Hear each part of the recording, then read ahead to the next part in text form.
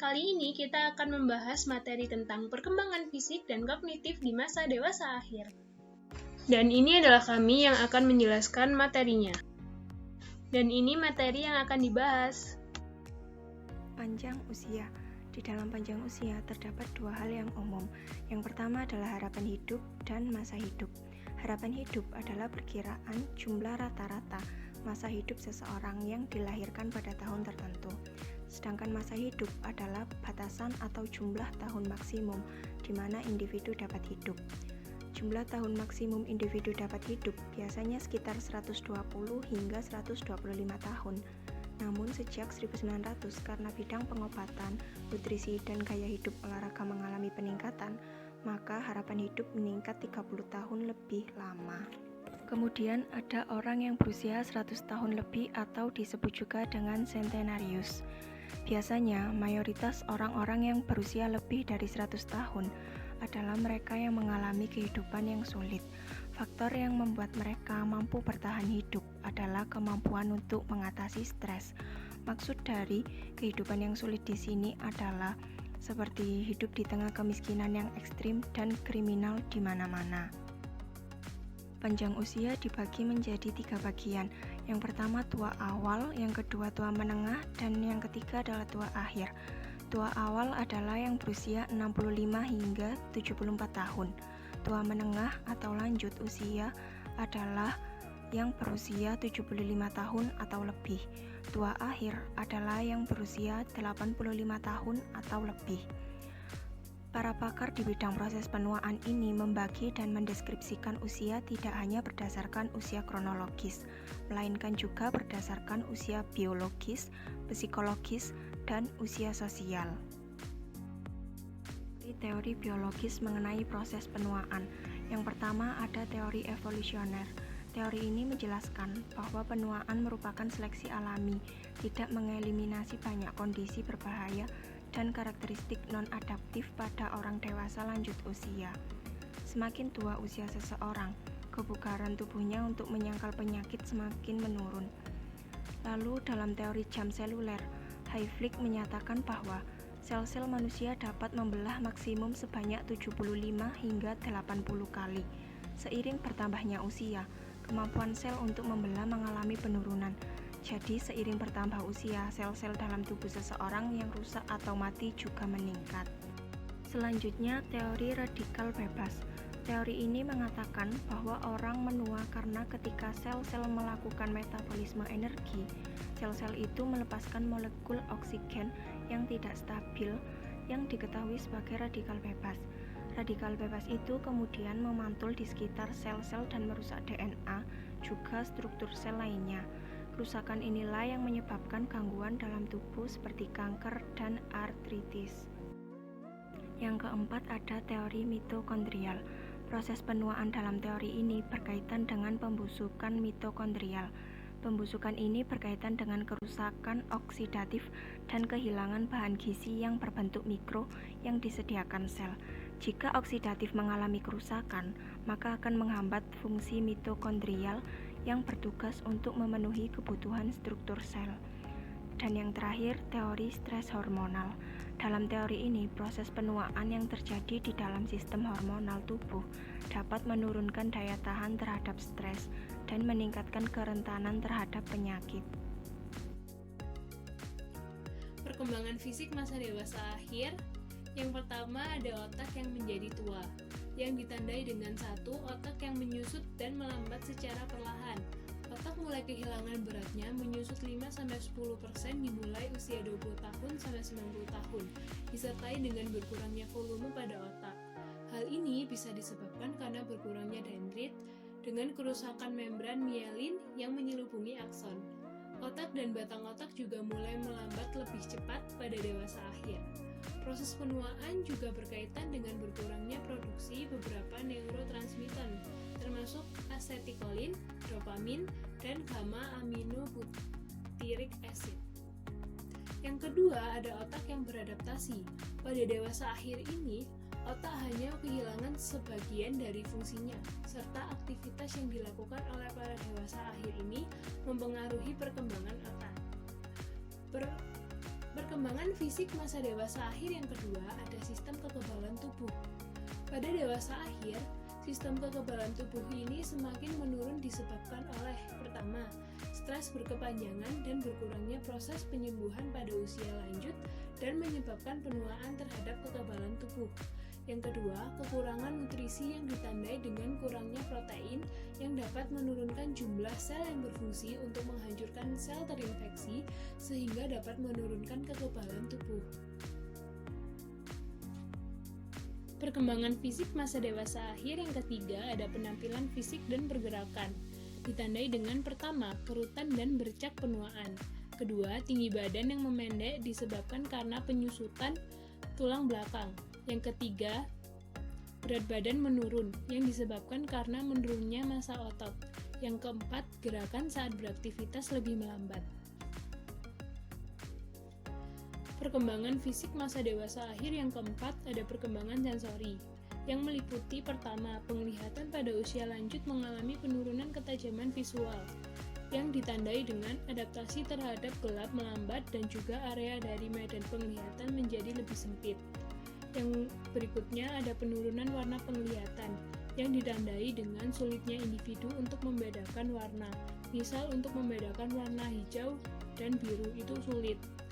Kemudian ada penurunan persepsi kedalaman, yang ditandai dengan sulitnya individu untuk membedakan jauh atau dekatnya suatu objek. Lalu pada penglihatan ini ada 3 gangguan pada usia lanjut, yaitu katarak, glaukoma, dan juga degenerasi maskular. Perkembangan sensori yang kedua ada pendengaran menjadi menurun pada usia 65 tahun ke atas, serta 15% dari populasi usia ini mengalami tuli total yang disebabkan oleh degenerasi koklea. Perkembangan sensori yang ketiga ada penciuman dan indera perasa yang mengalami penurunan kerja, yang dapat mempengaruhi selera makan dan kepuasan hidup. Perkembangan sensori yang keempat ada sentuhan dan rasa sakit yang berkurang kepekaannya, yang lebih dirasakan pada tubuh bagian bawah dibanding bagian atas. Berkurangnya kepekaan ini, serta kurang sensitif terhadap rasa sakit. Perkembangan fisik masa dewasa akhir yang kelima ada sistem sirkulasi dan paru-paru, meliputi pertama, gangguan kardiovaskular meningkat. Pada usia 80 tahun, hipertensi diderita oleh pria 57% dan 60% pada wanita, dan pernah mengalami stroke 32% pada pria dan 31% pada wanita. Kedua, penderita tekanan darah tinggi biasanya berkaitan dengan obesitas, kecemasan, pengerasan pembuluh darah, dan juga kurangnya olahraga. Ketiga, kapasitas paru-paru menyusut sebesar 40% antara usia 20 tahun hingga 80 tahun. Keempat, paru-paru kehilangan elastisitas, dada menyusut, dan juga diafragma melemah. Perkembangan fisik masa dewasa akhir yang keenam ada seksualitas. Pada usia lanjut ini tidak ada penyakit yang menyatakan bahwa usia lanjut menjadi aseksual. Namun, penuaan dapat mengalami perubahan dalam performa seksual khususnya pada pria. Perkembangan fisik di masa dewasa akhir. Kesehatan. Dengan bertambahnya usia, kemungkinan terkena penyakit cenderung meningkat. Penyakit kronis jarang terjadi di masa dewasa awal, tapi meningkat di masa dewasa pertengahan dan menjadi lebih umum di masa dewasa akhir. Masalah kesehatan yang umum terjadi pada dewasa akhir adalah 1. Artritis. Artritis adalah peradangan sendi yang disertai dengan rasa sakit, kaku, dan masalah dalam pergerakan dan sering dialami orang lanjut usia. Kedua, osteoporosis. Osteoporosis adalah kondisi kronis yang mencakup hilangnya jaringan tulang dan merupakan penyebab utama lansia berjalan bungkuk dan patah tulang. Wanita sangat rentan menderita osteoporosis. Osteoporosis terkait dengan defisiensi kalsium, vitamin D, estrogen, dan kurang olahraga. Untuk mencegahnya, makan yang mengandung kalsium seperti susu, brokoli, lobak, sayuran hijau, berolahraga, dan tidak merokok. Kecelakaan biasanya lebih banyak dialami oleh orang yang lebih tua dibandingkan orang yang lebih muda. Misalkan, cedera akibat jatuh dari lantai atas rumah atau kecelakaan lalu lintas di mana seorang lanjut usia sedang mengendarai mobil atau ditabrak kendaraan saat berjalan. Terjatuh adalah penyebab utama kematian akibat cedera pada orang dewasa berusia 65 tahun ke atas. Penyalahgunaan obat. Pengidap alkohol orang lanjut usia adalah label yang digunakan untuk mendeskripsikan mereka yang mulai minum setelah berusia 65 tahun dan terkait dengan kesepian, kehilangan pasangan atau kondisi cacat, lumpuh. Penggunaan dan penyalahgunaan alkohol cenderung menurun pada dewasa tua. Meskipun hal ini lebih sulit dideteksi pada lanjut usia dibandingkan pada orang-orang yang lebih muda. Olahraga, nutrisi, dan berat badan. Olahraga adalah salah satu cara untuk membina kesehatan. Tingkat aktivitas aerobik untuk orang dewasa 60 tahun ke atas adalah 30 menit aktivitas dengan intensitas sedang seperti jalan cepat, menggayuh sepeda statis, 5 hari atau lebih dalam seminggu, dan latihan kekuatan 2 kali atau lebih seminggu. Latihan kelenturan dan keseimbangan juga disarankan. Efek positif dari olahraga pada orang dewasa lanjut usia adalah olahraga dapat membantu seseorang menjalani hidup secara lebih mandiri dengan bermartabat pada usia lanjut. Gerak badan bisa membantu mencegah orang lanjut usia untuk terjatuh atau masuk institusi. Orang dewasa lanjut usia mengalami penurunan fungsi kognitif dibandingkan dengan orang dewasa yang usianya lebih muda. Seringkali penyebab penurunannya fungsi kognitif ini ialah penurunan daya ingat atau memori. Orang dewasa lanjut usia mengalami kesulitan lebih besar dalam mengingat informasi semantik, tapi mereka biasanya perlahan bisa mengingatnya. Para peneliti telah menemukan penurunan working memory dan kecepatan pemrosesan pada orang dewasa lanjut usia. Orang dewasa lanjut usia lebih besar kemungkinannya untuk mengalami penurunan memori eksplisit dibandingkan memori implisit. Memori prospektif meliputi mengingat hal apa yang akan dilaksanakan di waktu mendatang. Dan hubungan antara memori prospektif dan penuaan adalah hal yang rumit. Semakin banyak studi yang menemukan bahwa keyakinan orang tentang memori memainkan peran penting dalam performa memori mereka. Faktor non-kognitif seperti kesehatan, pendidikan, dan status sosial ekonomi berkaitan dengan memori pada orang dewasa lanjut usia. Perkembangan bahasa. Fenomena yang sering terjadi ialah tip of the tongue phenomenon, yaitu ketika seseorang yakin bahwa ia telah mengingat sesuatu, namun merasa tidak dapat mengeluarkannya dari memori. Selain itu, kemampuan mendengarkan juga menurun, mengalami kesulitan dalam memahami pembicaraan, terutama dalam pembicaraan cepat, didukung faktor-faktor lain seperti lingkungan yang berisik dan juga saat ia tidak dapat menatap lawan bicaranya seperti pada saat telepon. Namun, meskipun demikian, bila keadaan seseorang lanjut usia tersebut sehat, tingkat kemundurannya sangat sedikit. Cara berbicara orang lanjut usia biasanya memiliki volume lebih rendah, tidak terartikulasi dengan tepat, dan tidak begitu lancar. Namun meskipun demikian, masih dapat dipahami dalam komunikasi sehari-hari. Menurunnya kecepatan dalam pemrosesan informasi dan menurunnya working memory, khususnya dalam hal kemampuan menyimpan informasi di dalam pikiran ketika melakukan pemrosesan, cenderung berkontribusi terhadap kurangnya efisiensi berbahasa pada orang-orang lanjut usia. Selanjutnya, pekerjaan dan pensiun pada masa dewasa akhir. Pensiun ini juga merupakan suatu proses, bukan merupakan suatu peristiwa.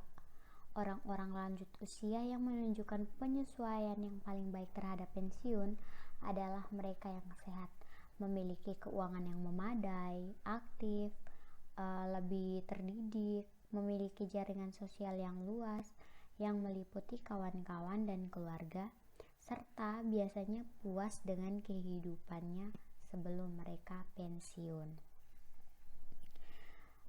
Fleksibilitas juga merupakan sebuah faktor penting dalam menentukan apakah individu dapat menyesuaikan diri secara baik terhadap pensiun. Ketika seseorang pensiun, mereka tidak lagi memiliki lingkungan yang terstruktur seperti ketika masih bekerja, sehingga mereka perlu fleksibilitas dan menemukan serta mengejar minat-minatnya sendiri. Perkembangan kognitif di masa dewasa akhir. Kesehatan mental. Gangguan mental membuat individu semakin tergantung pada bantuan dan perawatan orang lain. Yang lebih penting dari kerugian finansial adalah kehilangan potensi kemanusiaan dan penderitaan. Depresi mayor adalah suatu gangguan suasana hati di mana individu merasa sangat tidak bahagia, kehilangan semangat, merendahkan diri dan bosan, merasa tidak baik, mudah kehilangan stamina, memiliki nafsu makan yang rendah, tidak bergairah, dan tidak termotivasi. Depresi mayor disebut demam panggung dari gangguan mental. Demensia, penyakit Alzheimer, dan penyakit-penyakit lainnya. Demensia adalah istilah umum mental untuk semua gangguan neurologis yang gejala utamanya meliputi kemunduran fungsi mental, kehilangan untuk mengenali dunia sekitar dan orang-orang yang sudah dikenal. Penyakit Alzheimer adalah sebuah kerusakan otak yang bersifat progresif, tidak dapat dipulihkan kembali, yang ditandai memburuknya memori, penalaran, bahasa, dan fungsi-fungsi fisik secara bertahap. Multi-infarct dementia adalah hilangnya fungsi-fungsi intelektual yang berlangsung secara sporadis dan progresif yang disebabkan oleh gangguan aliran darah temporer dan berulang di arteri-arteri otak sehingga individu mengalami stroke kecil. Penyakit ini dapat pulih, sedangkan penyakit Alzheimer mengakibatkan kemunduran yang progresif. Gejalanya adalah kebingungan, menghindari percakapan, gangguan menulis, kekakuan pada salah satu sisi dari wajah, lengan, atau kaki. Penyakit Parkinson. Penyakit Parkinson adalah suatu penyakit kronis dan progresif yang ditandai oleh gemetar pada otot, gerakan yang melambat, dan kelumpuhan sebagian dari wajah. Penyakit ini dipicu oleh degenerasi dari neuron-neuron di otak yang menghasilkan dopamin. Dopamin adalah sebuah neurotransmitter yang diperlukan agar otak dapat berfungsi secara normal. Penanganan penyakit Parkinson adalah dengan memberikan obat yang dapat meningkatkan efek dopamin kepada penderita yang berada di tahap awal penyakit dan pemberian obat L-Dopa yang dapat diubah menjadi dopamin oleh otak. Apakah agama berkaitan dengan rasa kesejahteraan dan kepuasan hidup di usia tua? Sebuah studi yang dilakukan baru-baru ini menyatakan bahwa ia berkaitan. Wawancara itu dilakukan dengan melibatkan 1.500 individu kulit putih Amerika Serikat dan Amerika Afrika yang berusia 66 tahun ke atas.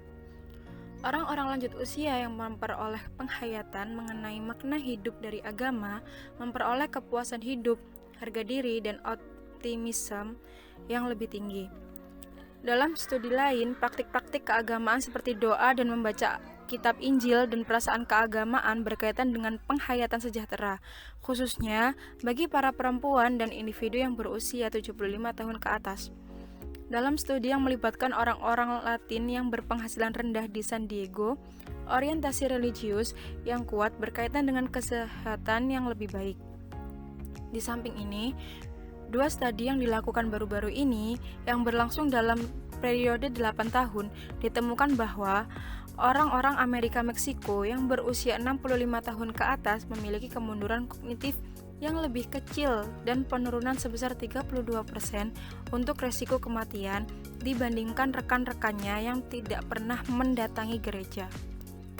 Agama dapat memenuhi sejumlah kebutuhan psikologis pada orang-orang lanjut usia, membantu mereka menghadapi kematian yang akan datang, menemukan dan membina penghayatan akan makna dan pentingnya hidup, serta menerima kemunduran yang tidak terelakkan karena usia.